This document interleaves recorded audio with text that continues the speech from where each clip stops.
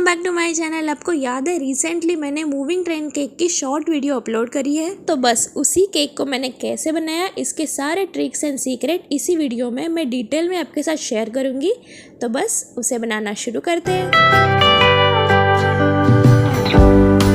तो जब से कस्टमर ने 4 kg 3 tier jungle theme moving train cake order करा, मैं लग गई काम पे कैलकुलेशन करने। नीचे वाले बेस के लिए हम लेंगे 8 inch cake tin, middle base के लिए लेंगे 6 इंच केक टिन और सबसे ऊपर हम लेंगे 4 इंच केक टिन। इन टिन्स में 2 इंच का गैप होना बहुत ज़रूरी है। तो हमें बनाना था 4 kg केक, तो इसके लिए मैंने इसको इस तरह डिवाइड किया।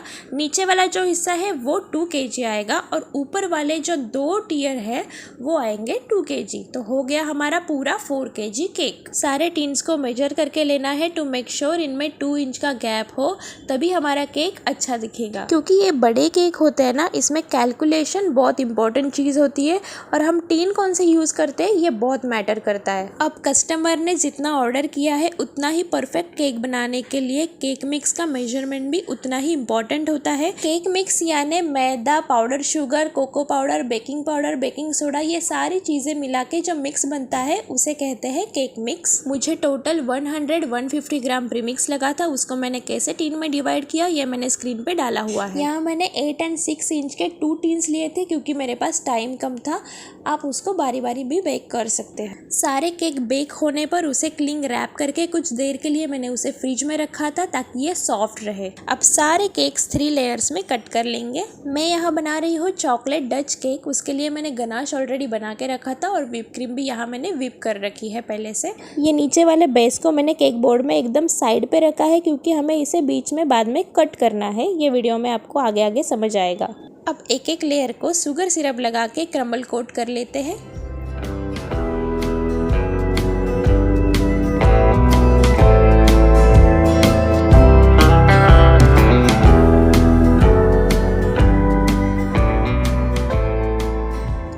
हमारा नीचे वाला टियर बन के रेडी है। ये टियर हमारा 2 kg का है, इसके लिए मैंने यहाँ 14 इंच का केक बोर्ड लिया है। फिर मिडल एंड फर्स्ट टियर के लिए मैंने यहाँ ½ kg का ड्रम बेस लिया है क्योंकि मिडल एंड फर्स्ट लेयर मिलके हमारा 2 kg का वेट होगा, तो ये वेट उठा पाए इसलिए यहाँ हमें ड्रम बेस को यूज़ करना है।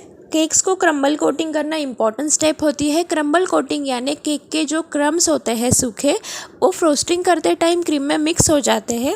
इसके बाद 15 से 20 मिनट के लिए केक को फ्रिज में सेट कर दिया जाए, तो जब हम फाइनल कोटिंग करते हैं उसका टेक्सचर बहुत अच्छा मिलता है।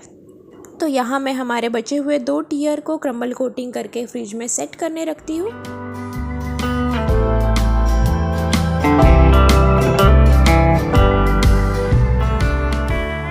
अभी यहाँ आप देख सकते हैं एक केक की लेयर पूरी तरह से टूट गई थी डिमोल्ड करते टाइम, बट डोंट वरी, इसको हम इस तरह से एडजस्ट कर लेंगे। और जब हम क्रीमिंग करते हैं और क्रम्बल कोट करके फ्रिज में रखते हैं ना सेट करने के लिए, तो ये सब बातें अच्छी तरह से मैनेज हो जाती है केक में। इसको हमें बस अच्छी तरह से शेप देना होता है। फिर ये सेट हो जाने के बाद कुछ भी समझ नहीं आता कि अंदर कुछ टूटा हुआ था। बेकरी में भी यही होता है। कोई नहीं, बेकिंग में ये छोटी छोटी चीज़ें होती है। केक करते करते बनाते बनाते आपको ये सब बातें आ जाती है खुद से। इसके लिए स्पेशली क्लास लगाने की कोई ज़रूरत नहीं होती। मैंने भी जब नया नया स्टार्ट किया था, ये टूटे मूटे केक को केक में सेट करना मुझे बहुत डिफ़िकल्ट लगता था, बट अभी मैं अच्छी तरह से मैनेज कर लेती हूँ। तो अब हमारे सारे केक्स क्रम्बल कोट हो चुके हैं और कुछ देर के लिए फ्रिज में सेट भी हो चुके हैं। अब हमें इन सब केक्स को कलरफुल करना है अलग अलग कलर से, इसलिए मैं पहले सब केक्स को एक व्हिप क्रीम का हल्का सा कोटिंग कर लेती हूँ। क्योंकि ये केक्स बड़े हैं, इसमें कलर ज़्यादा लग सकता है और अगर व्हिप क्रीम में कलर ज़्यादा हो गया तो व्हिप क्रीम की टेस्ट कभी कभी बदल जाती है, व्हिप क्रीम बिटर लगने लगती है। तो ये सब अवॉइड करने के लिए वाइट व्हिप क्रीम की एक लाइट कोटिंग कर लेते हैं केक्स को सारे।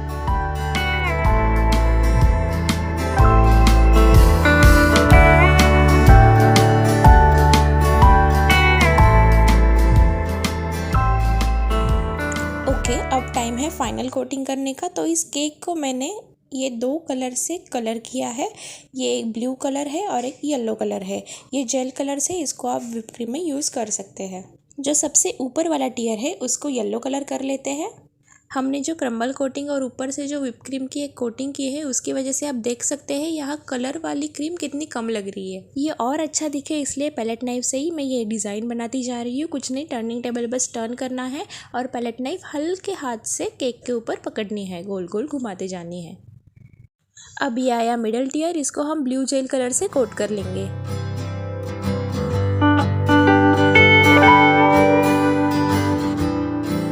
इसे भी हम वही डिज़ाइन करेंगे पैलेट नाइफ से। ओके, ये हो गया, इसको अब हम साइड कर देते हैं। अब जो हमारा लास्ट वाला टियर है बड़ा वाला, उसको हम ग्रीन कलर कर देते हैं।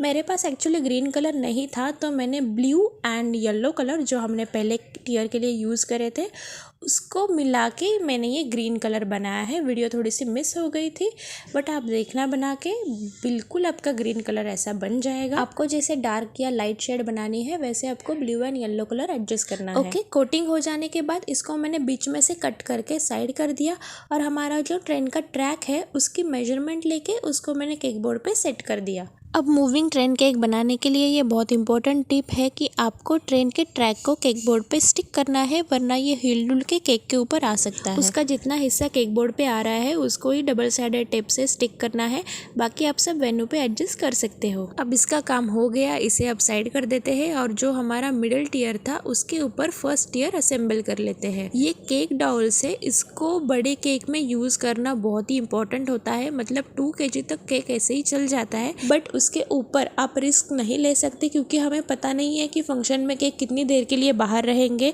तो इसीलिए हमें केक डॉल्स यूज़ करना ही करना है, अदरवाइज़ केक की जो लेयर है वो हिल सकते हैं। तो अब मैं यहाँ फाइनल काम कर रही हूँ स्टिकर्स लगाने का। हमारा जंगल थीम केक था तो उसके अकॉर्डिंग मैंने स्टिकर्स कस्टमाइज़ करे हुए हैं। जंगल का और इफेक्ट देने के लिए हम यहाँ ग्रीन व्हिप क्रीम से ग्रास की डिज़ाइन करेंगे। इसके लिए मैंने यहाँ ग्रास नोज़ल का यूज़ किया है और जहाँ नोज़ल से काम नहीं बना वहाँ विदाउट नोज़ल पाइपिंग बैग से ही सीधा ग्रास की डिज़ाइन करी है।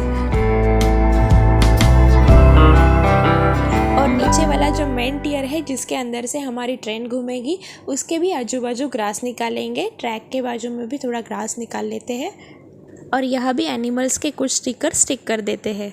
अब ये बिल्कुल हमारा जंगल का टनल बन गया है जिसके अंदर से हमारी ट्रेन घूमेगी। ओके, अब हमारा केक पूरी तरह से रेडी है।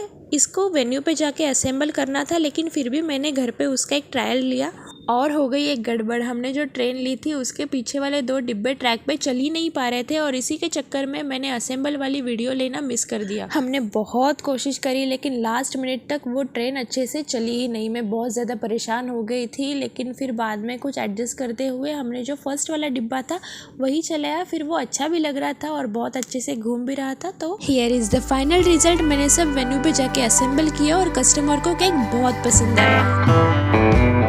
Hare Krishna. If you like my recipes and videos, please like, share, subscribe and don't forget to click on the bell icon so you will get notified when I'm online.